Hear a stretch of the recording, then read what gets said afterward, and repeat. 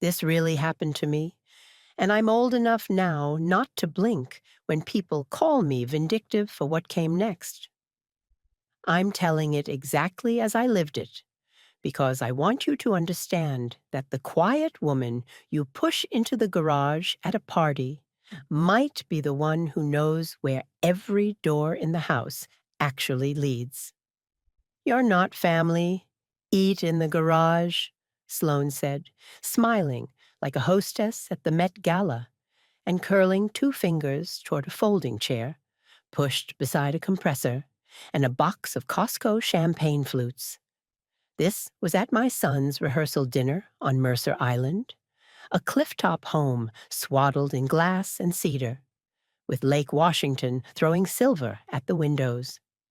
I stood there with a plate of salmon from the buffet, the smell of cedar plank and dill still in my hair, my throat tight, when the lead caterer, white jacket, dark eyes, a man who moved like someone who had learned respect at a hard school, bowed slightly and said, "Madam, your table is ready." He held out his arm as if the garage had never been spoken aloud, and led me past Sloane's outstretched hand toward the light spilling from the dining room. If you genuinely enjoy our stories, please subscribe to the channel, tell us where you're from, and what time it is right now. It's always fascinating to know how far our story flows. People think humiliation burns off after you sleep. It doesn't. It folds into your muscles like lactic acid. I'm 61, and I don't bruise easily, but there are certain sounds that will always press the bruise. A fork chiming a glass for a toast, the hush before a microphone grips a room. I stood, stunned, as the caterer, his name was Marco, pulled out a velvet-backed chair at a corner table and quietly reset a place for me with a linen napkin and polished silver. His crew pretended not to notice the chill coursing off Sloane, but I felt it, like an open freezer door in August. "Mom," Peter said, seeing me. He was a tall boy, 28, beard trimmed for the wedding at St. Ignatius on Seattle University's campus the next day. A glitch of worry in the way he bit his lower lip. "There you are." "There I am," I said, and kissed his cheek. Sloane breezed past us in a silk dress that looked like a moonstone. She is my ex-husband's wife, 15 years younger than both of us, with a talent for making cruelty feel like an upgrade. She had planned this entire affair down to the room temperature and the playlist. She wanted the reception at the Admiral's house in West Seattle to feel lightly Gatsby with contemporary restraint, whatever that means. I'd contributed money for the open bar and offered to bake the petite madeleines because I used to run a cottage bakery in Tacoma after retiring from nursing. She refused the cookies because we're moving the brand toward cleaner silhouettes. And then she sent me a spreadsheet of family roles that read like stage directions. Under my name, groom's mother arrives 1 hour late for rehearsal dinner to reduce crowd density. Sits near staff hub for easier coordination. Staff hub, the garage. Marco's place setting for me was precise. "You shouldn't be in the garage," he said at a whisper level, his smile not reaching his eyes. "Not a woman with a son about to marry." "Thank you," I told him. "You didn't have to do that." He gave a little smile. "Sometimes we do." Across the room, my ex-husband, Daniel, 63, CFO at a tech firm in Fremont, whose whole culture is hoodies and private equity, tapped a knife against a glass. "Friends," he said, and beamed. He has the kind of handsome that ages into stubbornness. The room hushed. He thanked vendors by name. He raised a glass to Sloane's impeccable taste. I watched her face fill the soft spaces around his words. She was the architect of the evening, and in her blueprint, I was a pillar you hide behind a potted fiddle leaf fig. It wasn't new. The last 3 years had been like this. I was welcome at outer ring events, a phrase she typed into emails without shame. Family photos were curated to eliminate visual redundancies, meaning women over 50 with the same last name as the groom. The speeches started. The nice nephew recited a poem he found on Instagram.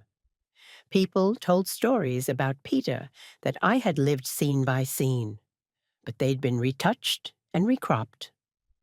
When a slider tray went by, I caught the scent of garlic butter and almost laughed because it carried me back to the kitchen of our old craftsman in Tacoma, the one Daniel sold before our divorce, sold without telling me in advance, just a call from our realtor. I held that breath. That house had been the place where I cooked my way through storms and holidays and one heart attack, mine, where I had told our kids to bring their friends home whenever they wanted. Family was a table you kept setting. At my elbow, someone set down a tumbler with ice and a twist of lemon. Topo Chico? Marco murmured, as if we'd always known each other. You read minds, I said, then added, and rooms. He looked at me for an extra heartbeat. Rooms tell on people, he said. Maybe that was the first moment I suspected he knew something. Or maybe I just wanted someone to know how the floor had tilted beneath my shoes when Sloane's sentence landed. Either way, when the tray of cards went around, every guest expected to write a wish for the couple. I watched Sloane lean over Grace, my daughter, and erase a word from her card.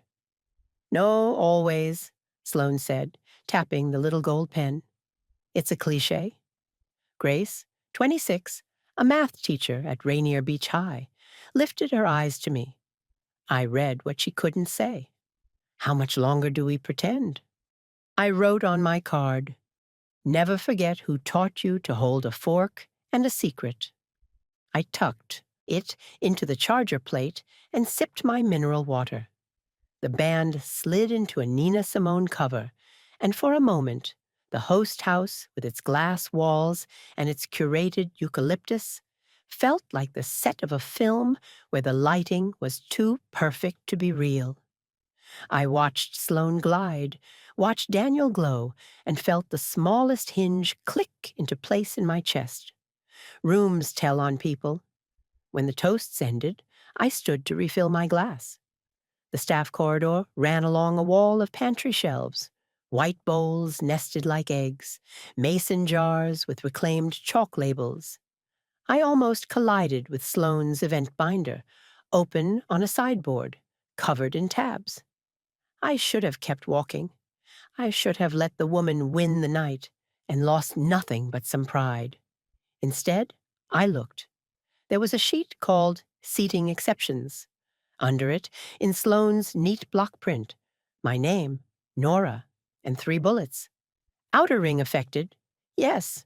Emotional volatility, moderate. Risk of narrative deviation, high. To the right of that, in a column labeled Vendor, Kick OK Net, the row for catering La Selva had handwritten numerals, Kick 12%, Net 30, and a signed triangle that looked like a pledge mark. I stared. The door to the garage drifted open on its hydraulic arm. The night air smelled like lake water and gasoline. A junior server rushed past, eyes down, and then I felt the presence at my shoulder. You don't need to see anything else, Marco said very quietly. But I think I do, I said. He glanced toward the dining room. Then follow me, he said, and he led me into the hum of the kitchen, where the ovens breathed and the phones buzzed with texted changes. And he didn't have to raise his voice for me to hear what he was about to tell me. In the kitchen, the choreography never stopped. 2 line cooks threading past each other like skaters at the end of a routine. a prep cook using tweezers to place pea tendrils on steelhead. The head server checked a printed run of show with last-minute pencil strokes. Marco slipped a towel over his shoulder and tucked us into a corner near a rack of ramekins. 2 minutes, he told a sous chef, and then folded his arms like a man who has decided which way he'll face the wind. La Selva doesn't pay kickbacks, he said, keeping his voice flat. We pay coordination fees. That's what she calls them. Coordination, I repeated. She reached out to us through an assistant, he said. Says she can route us multiple events. Mercer Island, Bainbridge, Medina, if we agree to a 12% coordination fee, payable post-event, off invoice. And she wants us to use her preferred rentals and AV vendor. We're supposed to be grateful. We're supposed to not say anything when the coordinator's comp dinner becomes comp champagne becomes comp late-night pizza and a driver. Why are you telling me? I asked. Because she tried to put you in a garage, he said, no smile at all now. Because I've seen her talk to other mothers like that. Because she treats staff like napkins you throw away after a single wipe. Because I keep a ledger.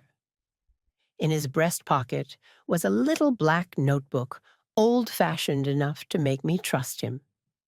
You keep a ledger, I said. I have to, he said. We're not a big house. We're not canless. We're a crew. We all came up through restaurants that closed during the pandemic. Some of my people were undocumented when they started washing dishes. Everybody knows everybody's rent day. 12% off every event spreads. If a vendor refuses, they don't get hired again. If a vendor talks, they get blacklisted. We keep a ledger, and sometimes we show the ledger to people who need to see it. And you think I need to see it, I said. He slipped the notebook into my hand, long enough for me to open to a spread. There were dates, addresses, the ruins, the Olympic Rooftop Pavilion, the Woodmark Hotel in Kirkland, names of event planners. Under S were 3 entries with checks. Sloan H., Mercer Island, 12%, paid. A 4th had a question mark. I looked up. Why a question mark? Because I told her no, he said. Something like air moved through my chest. The stove fan warred with the band's bass line. You told her no, I repeated. I said we're not paying a bribe to serve good food, he said. She said I could look forward to my slow season. And then she smiled and said, we can still work together tonight, as long as your expectations are realistic. She put you in the garage. I wrote the check mark in pencil so I could erase it later. I didn't know what to do with the sudden gratitude I felt, so I held it like a plate and balanced it. Thank you, I said, for the chair, for this. He shrugged like a man who had already accepted the cost. If you want to help, he said, you can help the way only family can. I frowned. I'm not family, I said. It came out more bitter than I meant it to. His eyes softened at the corners. Oh, you are, he said, just not hers. I thought about Daniel, about the effortless way he had stepped into Sloane's world, like someone had built him a bridge and written his name on it in a font he'd always wanted to see. I thought about my son's jaw when he tries not to cry. The ledger's pages rasped against each other as I closed it and handed it back. I'll help, I said, knowing I had just made a promise to a stranger that was really a promise to myself.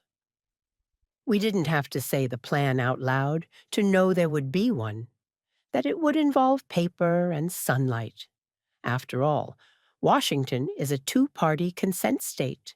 I wasn't going to stick a microphone under anyone's nose and call it a day.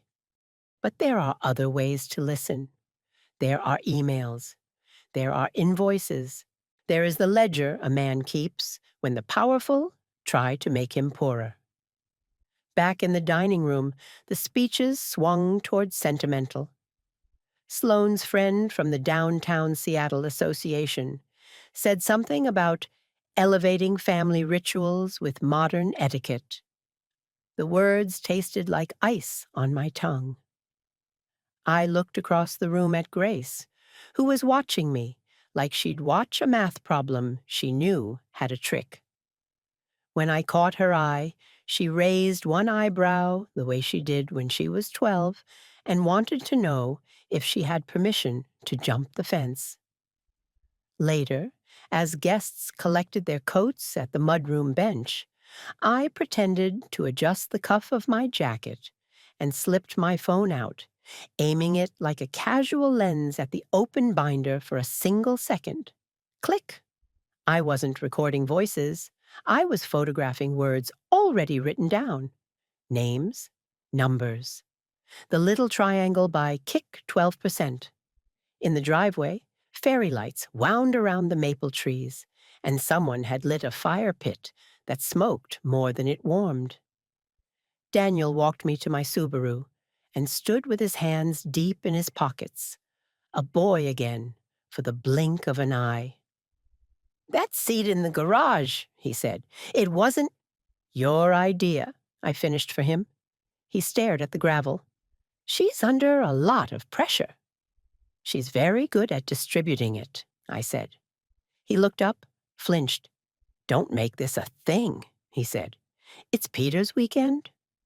I have known this man since he was 25 and borrowed $20 to take me to Ivar's acres of clams. He says, "Don't make this a thing," when he knows he can't stop the thing. "I won't," I said, "but I will remember." He shook his head like I was impossible and kissed my cheek like I was fragile. As he walked back toward the house, I watched the light hold him as if he belonged only there. In my car, I put both hands on the wheel and inhaled until my ribs hurt. I looked at the screenshot. I checked the time, 11:42 p.m., and texted 2 people. One was Grace. "You okay?" She wrote back instantly. "I'm furious." The other was a woman named Martha at a small accounting firm in Ballard, who had prepared the 990 for the Family Foundation. Sloane convinced Daniel to start last year to streamline generosity. I had a bad feeling about that stream. Me? "Do you have 10 minutes tomorrow morning before the ceremony?" Her. "I can do 8:30. My office. Coffee?" Me. "Yes." I put the car in drive, and in the rear view saw a figure in a white jacket walk out to the edge of the driveway and look after me, almost invisible in the shadow. I didn't know it yet, but that ledger in his pocket was about to pry open a door Sloane believed she had welded shut, and behind it I would find not only kickbacks, but the precise place where she had taught my ex-husband to call me obsolete, and my son to tell me, "It's not worth it, Mom." I turned left, toward the I-90 bridge, and the water below it whispered like a promise I hadn't made aloud. I didn't sleep. Coffee at sunrise tastes like a pen scratching paper. I drove to Ballard, to a sliver of an office between a barbershop and a pottery studio on Market Street, where Martha kept a fig in the window and 3 green file boxes labeled with white tape. Clarkson Family Foundation, 2023, 2024, and receipts plus notes. She's one of those women who wears lipstick like armor and cardigans like kindness. We met because I did bookkeeping for my bakery, and in Tacoma, you learn quickly who can be trusted with numbers. She poured drip coffee into mugs that said, "Debits on the left," and shut the door. "I brought scones," I said, setting a paper bag down. "Apricot ginger." "I knew there was a reason to start early," she said, And then, more quietly, "You sounded sharp in that text." "Last night," I said, "I was told to eat in a garage at my son's rehearsal dinner." Martha made a face that could have peeled paint. "Jesus," she said, vicious and reverent at once. "And I found something else," I said, putting my phone on the desk and sliding the photo across to her. "That's Sloane's binder." Martha leaned in. Her finger hovered over the triangle. "By Kick 12%. "Of course she's not smart enough to keep this off paper," Martha said. "She thinks she's invented etiquette."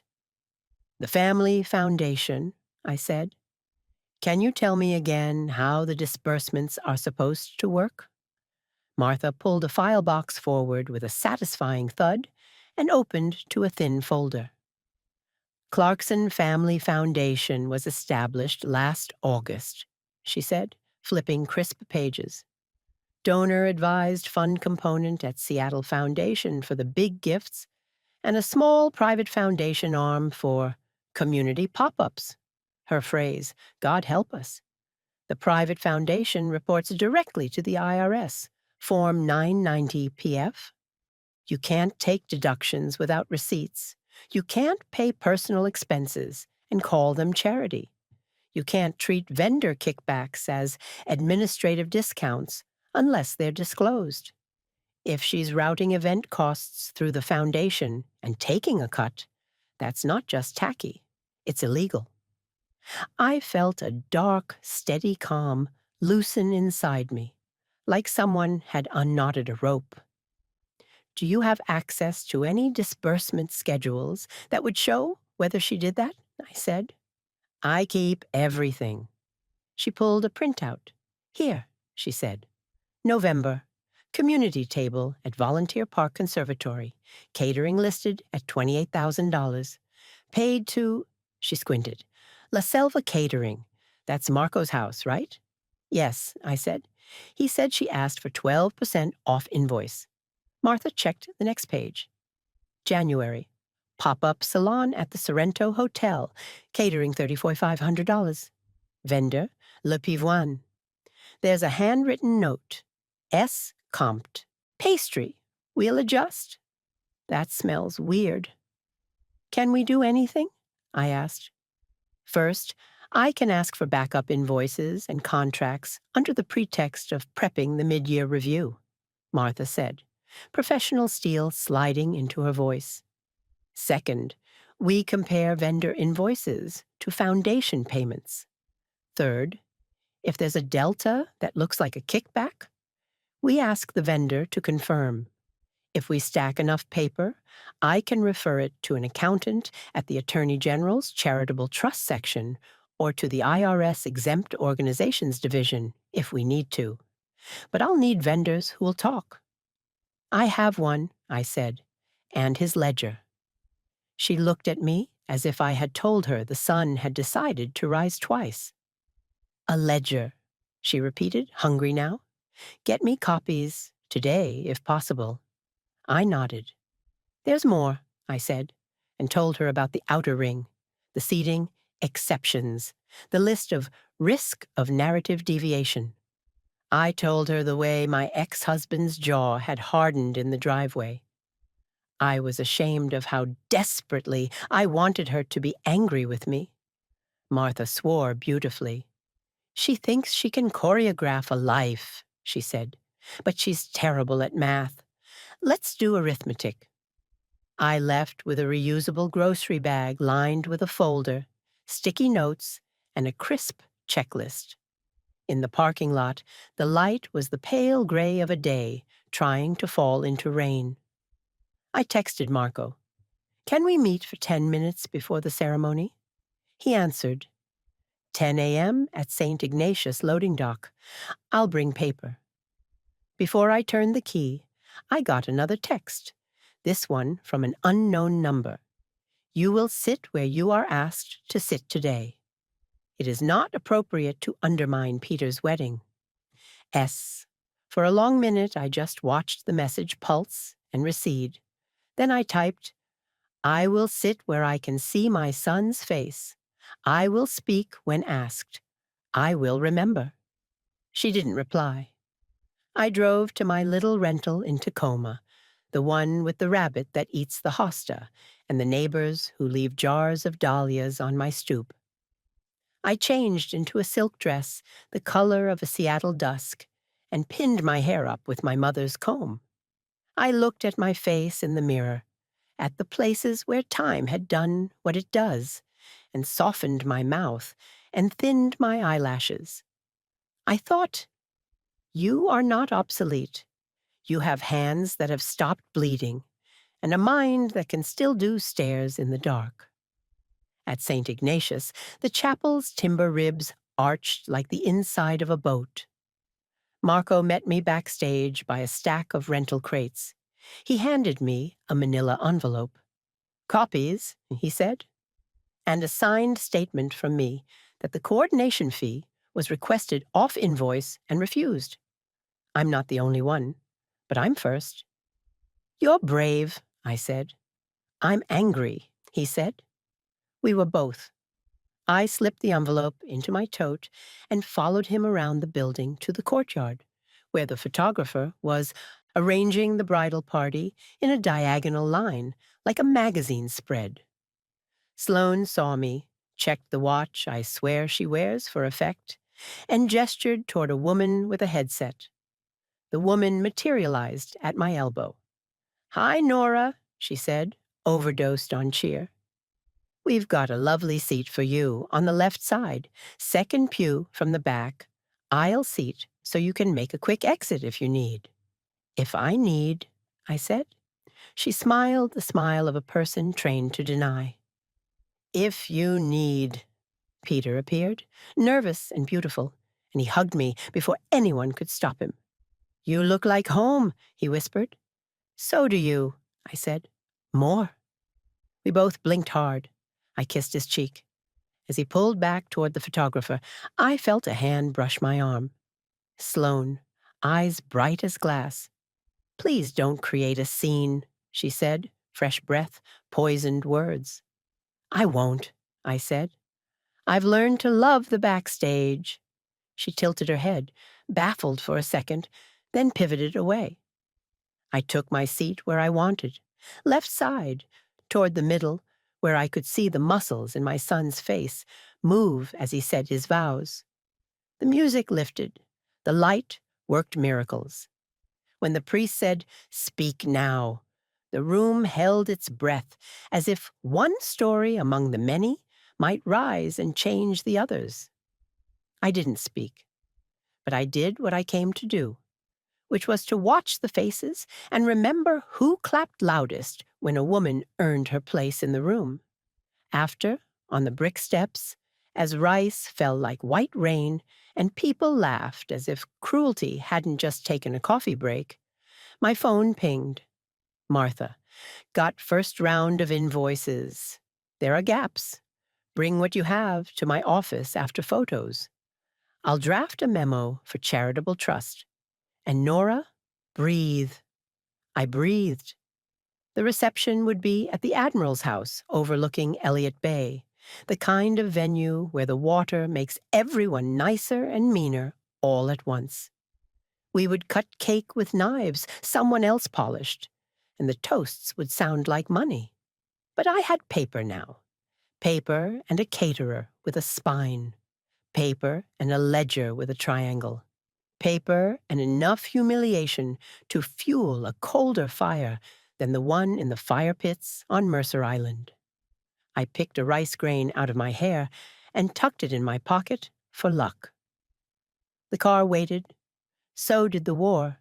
The Admiral's house sits on a bluff like a captain who knows he can see incoming storms. Inside, the ceilings are high enough to make your own voice sound suspicious. The kind of place that photographs well and forgives nothing. Sloane had strung Edison bulbs across the lawn and rented a bar cart that looked like something a Gatsby extra might push. In the foyer, a gold-framed mirror leaned against a console table just so inviting the kind of selfies that later make you like people you shouldn't. I arrived 10 minutes early because that is how you tell yourself you still have control. I found the coordinator with the headset and said pleasantly enough, a place card with my name on it would be ideal. She swallowed and nodded. Let me check, she said, and disappeared with a speed born of fear. When she came back, she looked as if she had survived a small storm. Right here, Ms. Whitaker, she said, pointing to a table just left of center, where I could see the dance floor and the sweetheart table without craning my neck. My name, Eleanor Whitaker, was printed in a script that tried too hard. I sat down before it could move. Guests eddied around me, laughing, adjusting cufflinks, speculating about the oysters. The skyline made itself present like a person. The band was tuning at the edge of the lawn. I felt the envelope in my tote like a heartbeat. I also felt the impulsive, cracked part of me that wanted to ruin the night, just to tell the truth where everyone could hear it. But there are better rooms than reception tents to unwrap a lie. Paper prefers fluorescent lights and signatures. And yet, there are also moments when the powerful rely on the theater of the event to banish the small voices that tell the truth. I sipped water and watched Sloane fix a floral arrangement with 2 smart flicks of her fingers. A server passed with small plates of Dungeness crab cakes and remoulade dots. He stopped at my table and set one in front of me, with a 2 murmured, "Compliments of the kitchen." A tiny wedge of lemon lay like a punctuation mark. I picked it up and squeezed until the juice flashed. "Tell Marco thank you," I said. The server's eyes flicked, and he nodded. Daniel made his rounds, the mayor of a town where votes were measured in smiles. He reached me eventually, hands open like amnesty. "Nora," he said, "isn't this something?" "It's something," I said.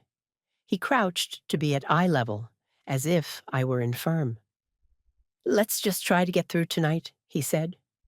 "I have no intention of doing anything but that," I said. "And one other thing." He waited.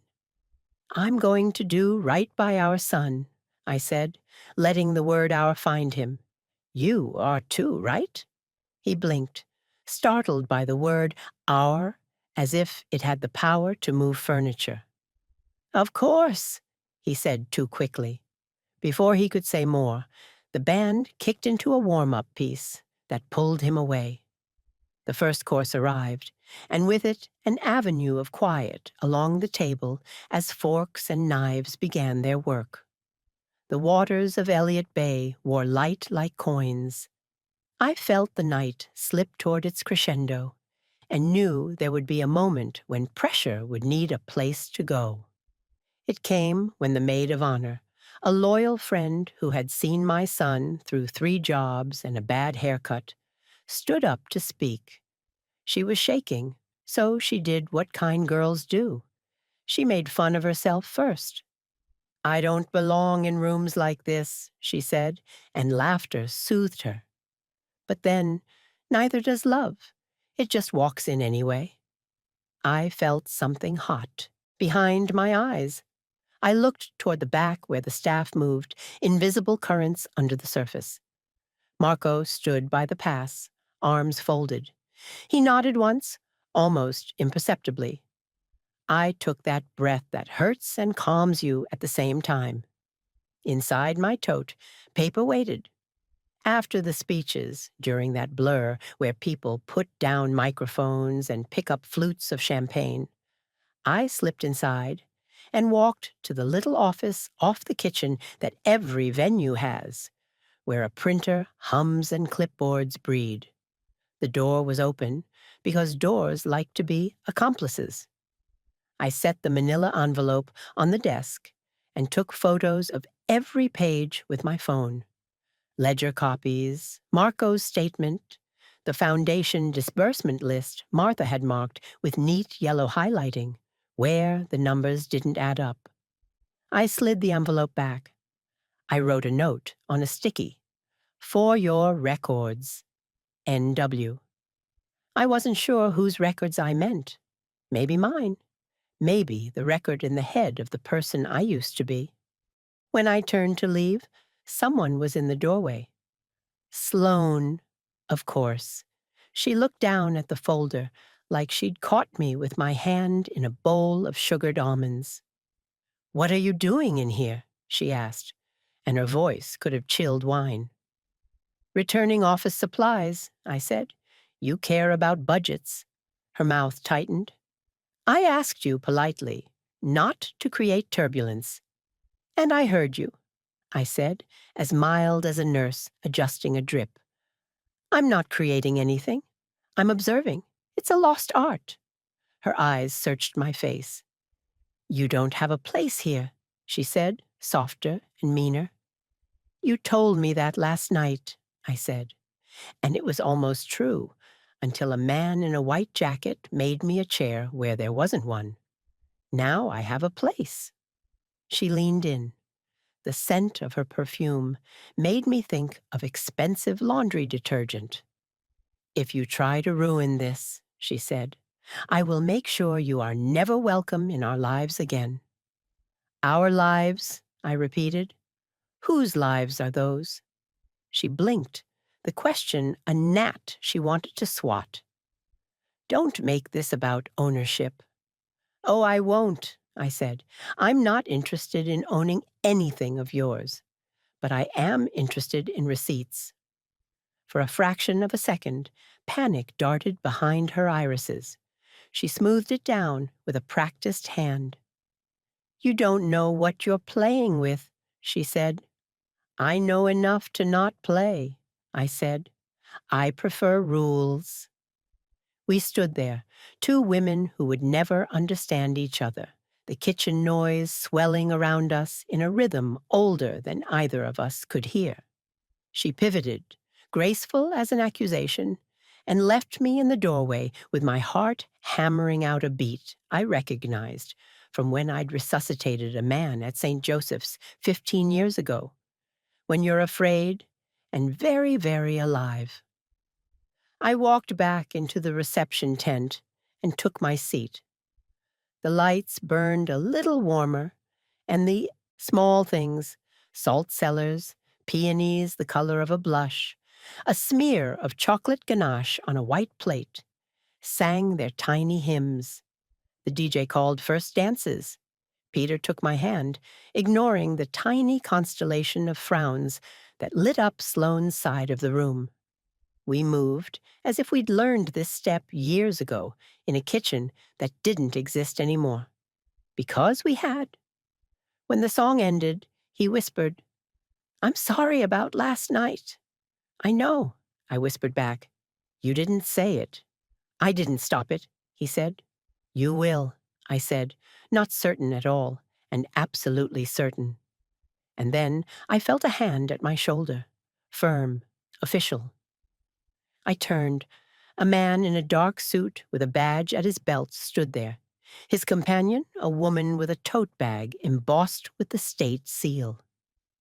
"Ms. Hartwell?" he said to Sloane, who turned, startled at the sound of her own name, in a tone that didn't flatter.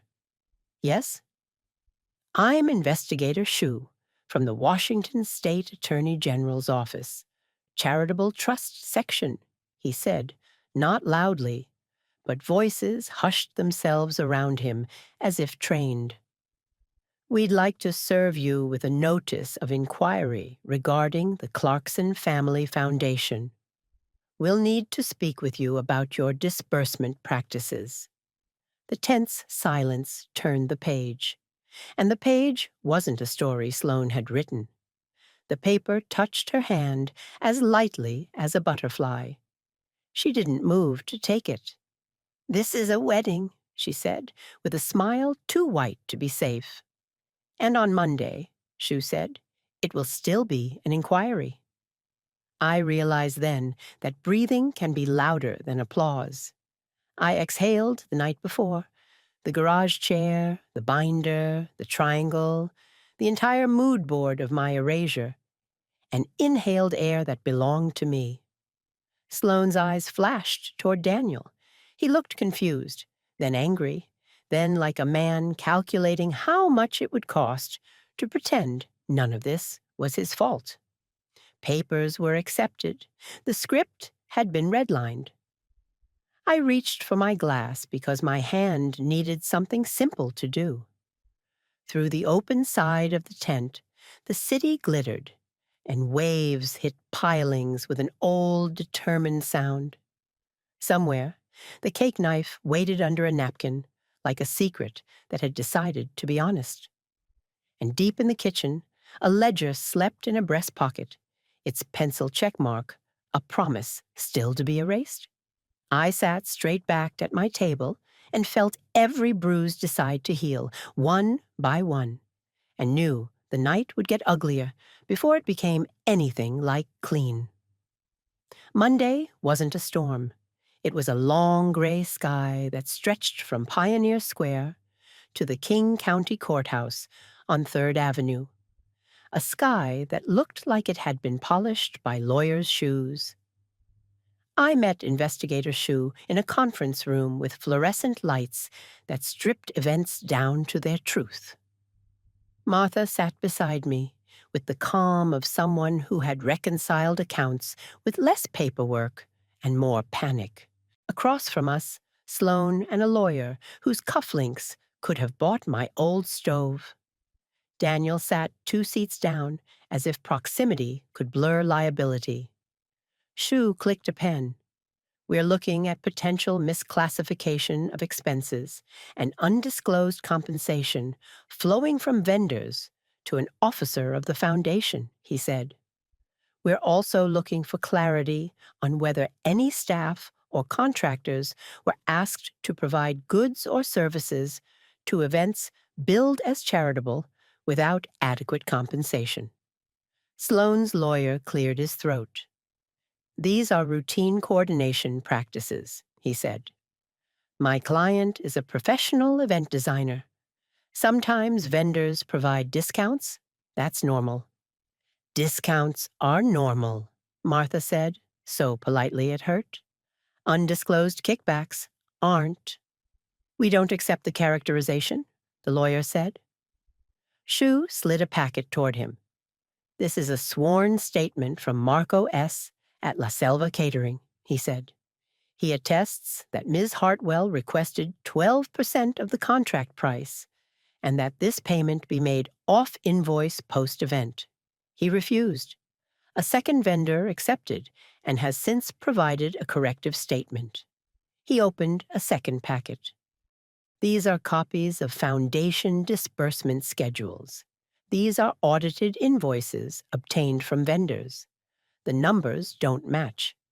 The delta aligns with the 12% Ms. Hartwell calls a coordination fee.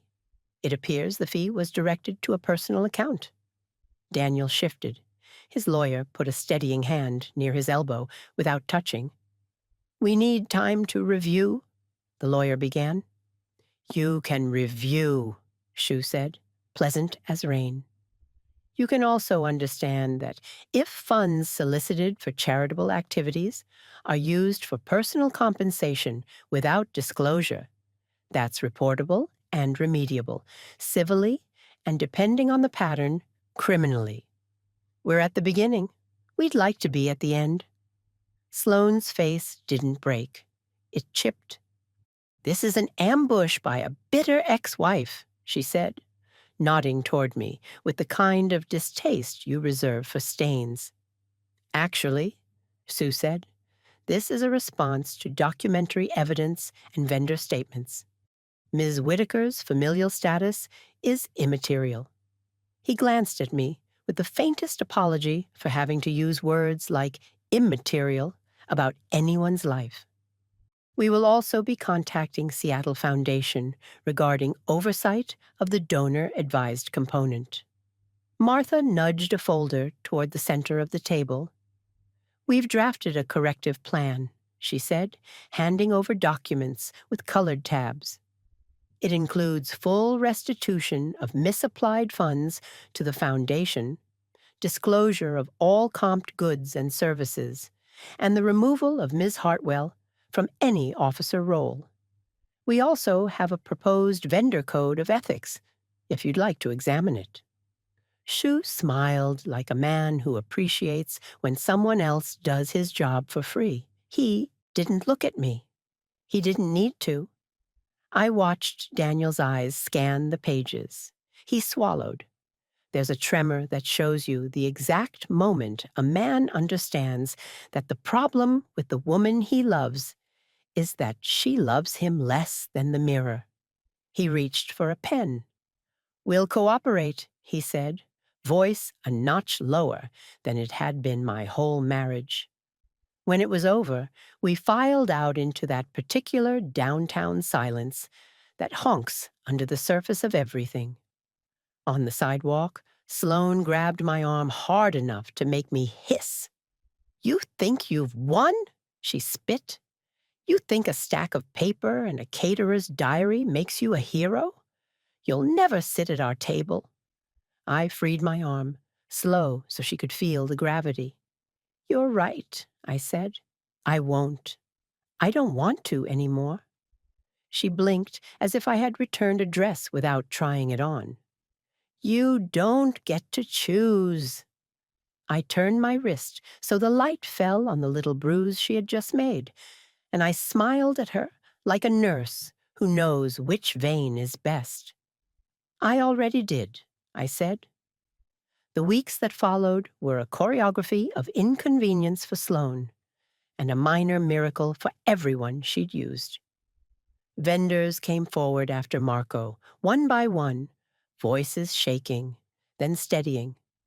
An assistant forwarded emails with subject lines like discretion and friend pricing. Seattle Foundation did what Seattle Foundation does when the light gets hot. They announced a review, then a new oversight committee. The Seattle Times ran a short piece in the local section. Charitable Foundation faces questions, with a photo of the Admiral's house that looked like a wedding cake melting under scrutiny. Daniel stepped down from 2 boards voluntarily to focus on family matters. Peter and his wife took a honeymoon to Big Sur. He called me from a cliff near Nepenthe while gulls stretched the air. "I didn't know," he said, "about any of it." "I believe you," I said, and I did. "Believing you doesn't mean I'm not angry." "I know," he said. "I hate that I didn't stop the garage thing." "Learn it," I said. "Don't carry it. Carry your wife's luggage." He laughed, then choked. "I love you, Mom," he said. I should have said it louder. "You will," I said, and he would. Grace brought over pho from Babar and sat at my little kitchen table while I did books for a neighbor's landscaping business. On a scale of 1 to set her house on fire, "How are you doing?" she asked. "Controlled burn," I said. "We're at call the fire department and stay to watch." She grinned. Then she got serious. "Sometimes I think you were waiting for a reason to be this version of yourself again," she said. "The one who doesn't apologize for the room she's in." "Maybe," I said. "Or maybe I was waiting for someone to shove me into a garage so I could remember the door was never locked." As the inquiry tightened, little things fell off Sloane like sequins. An interior designer rescinded an Instagram collaboration. A florist declined to hold a date. A mother I knew from a different life told me, confidentially, that she'd withdrawn a deposit for her daughter's graduation party with Sloane's firm because the girl wanted someone who isn't mean to grandmas. That one I wrote on a scrap of paper and taped inside a kitchen cabinet for hard mornings. There were depositions, fluorescent-lit rooms at Perkins Coy's Tower near Westlake, where people dress nicely to tell unsavory truths. I watched from the hall while a woman with an unsteady voice described coordination fees that became expectations, then punishments. Marco sat straighter than most. "We're a crew," he said into the recorders. "This is our work. We shouldn't have to pay to do it." In the end, there was a consent decree, restitution to the foundation, a civil penalty, mandatory governance changes, and a public letter from Daniel acknowledging oversights and misplaced trust. Sloan was barred from officer roles for 5 years. No one went to jail. Life isn't a TV finale. But what happened mattered the way paper matters: quiet, precise, permanent. And then there was the gala. Not theirs, mine. It wasn't my name on the invite, of course. It was the Tacoma Community Clinic's annual fundraiser at the Museum of Glass on Dock Street, where the bridge of glass throws light like a net over the Foss waterway. I've volunteered there since I retired, taking temps and blood pressures and holding scared hands through bad news. I'd given the clinic part of the settlement Daniel paid back to the foundation. It felt right to send money that had pretended to be generous to a place that actually was. They asked me to give a tiny speech. I said yes, because sometimes the person you used to be sends you a note that says, "It's time." I wore a dress I'd bought 15 years ago for a hospital gala where no one remembered my name.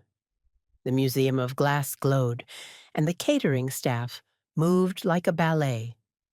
When I walked in, someone bowed with a flourish, and I laughed because the flourish felt familiar. Marco rose from behind a serving station where a tower of crostini leaned like a sculpture and crossed to me. "Madam," he said, with enough power to make me blush, "your table is ready."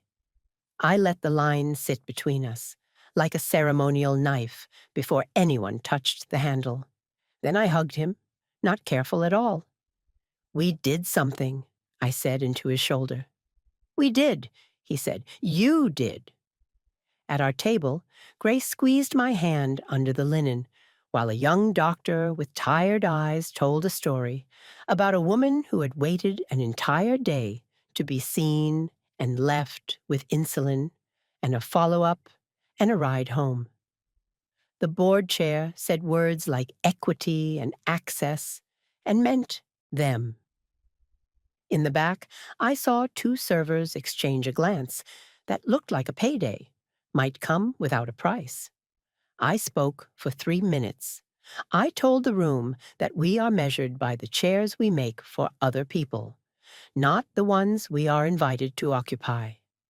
I said that sometimes the person who tells you to eat in the garage is also the person teaching you where the fuse box is. And when I sat, the applause felt like a kind of weather that cleans the air. I didn't see Sloan that night. I don't know where she was. Maybe downtown, maybe in her high-windowed condo, staring at the skyline, trying to decide whether it was the city that betrayed her, or whether it had only stopped clapping. I heard later that one of her assistants had left to start a small, ethical event company in Burien, and that she had lost 2 big clients in Medina. I heard that Daniel had moved into a rental with a view of Queen Anne he called temporary, because men like him can't say alone.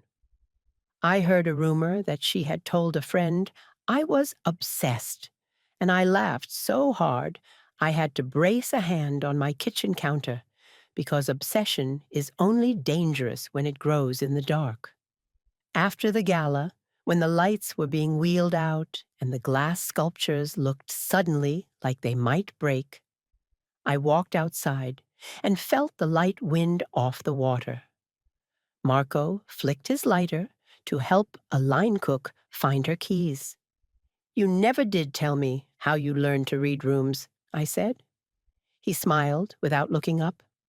Rooms tell on people, he said. I just listen. I stood there with my hands in my coat pockets and let the night empty itself out. And I thought about all the rooms that had led me here. A kitchen where I taught 2 small children to crack eggs without shell. A hospital hallway. A garage with a folding chair. An office with fluorescent lights. A museum that asked me to say out loud what I had known for a long time. I thought about how anger, when tended properly, turns into a clean flame. The next morning, I drove to Seattle to bring bagels to Peter and his wife at their place in Capitol Hill on 15th, above a bookstore that smells like paper and rain. He opened the door with bedhead and gratitude. "You look different," he said. "I slept," I said. We ate salmon and capers and talked about nothing important for an hour. In the middle of it, he said, "Sloan wants to have us over Sunday. She says she wants to clear the air." I poured more coffee. "Do you want that?" I asked. "I don't know," he said. "I don't know where family is anymore." I buttered a bagel. "Family is where someone makes you a chair," I said. He looked at me, startled, then relieved. "Okay," he said. "We'll come to Tacoma instead. Can we?" "You can always," I said, and meant it. On my way home, I drove past the Admiral's house because petty women deserve their pilgrimages. The place looked like what it was, a lovely building that didn't remember anyone's feelings. The lawn had forgotten the investigation. The tent rentals had moved along. A jogger ran past with earbuds, and no idea. I pulled over at a lookout and stared at the water. I thought about forgiveness, the way you think about a sweater you packed away last spring. You're not sure if it will fit when the weather turns. And then, a week later, I got an invitation in a square envelope with thick paper. The return address was the ruins in Queen Anne. Inside, a card embossed with a swirling logo. "You are cordially invited to a celebration of community, tables for all." The host, a new event company founded by 2 former assistants and 3-line cooks. The caterer, La Selva, the honoree, Tacoma Community Clinic. I RSVP'd. Yes, and then I turned the card over and laughed, because on the back, small and perfect, was a line. "Please tell us where you're from and what time it is when you open this invitation." I told the card, Tacoma, and it's my time again. That Sunday, Peter and his wife and Grace came down to my little rental with donuts from Top Pot and a bouquet of sunflowers I didn't know where to put because my house had become a flower shop lately. We ate on the patio until the rabbits stared us down and hopped into the hydrangea. After, we cleared plates together like people who understood that doing the dishes is a sacrament no event planner can choreograph. When they left, I stood in the doorway longer than I needed to and listened to the sound a house makes when it wants you to stay. I still go to Seattle sometimes. I still walk through fancy rooms and feel my lungs tighten the way they do when altitude changes. I see women like me, older, inconvenient, essential, and I want to press a ledger into their hands. I don't, because my ledger is a story, and each of us has to write our own. But if you were to visit me, and we sat on my porch with tea and the sound of distant highway in the air, and you asked me what revenge tastes like, I would tell you it tastes like butter on warm bread you made yourself, and the knowledge that you will never again be told where to sit by someone who can't pronounce your name without tasting your usefulness first. And on nights when the sky is the exact gray of a courtroom ceiling, and the wind off the water tells secrets to the roofs, I drive to my son's house and park on the street. I sit for a minute with my hands on the wheel and let the engine tick as it cools, the way you do when you've arrived and don't yet want to go inside. I watch the warm square of their kitchen window blink on. I hear, if I'm quiet enough, the scrape of a chair across the floor. The end.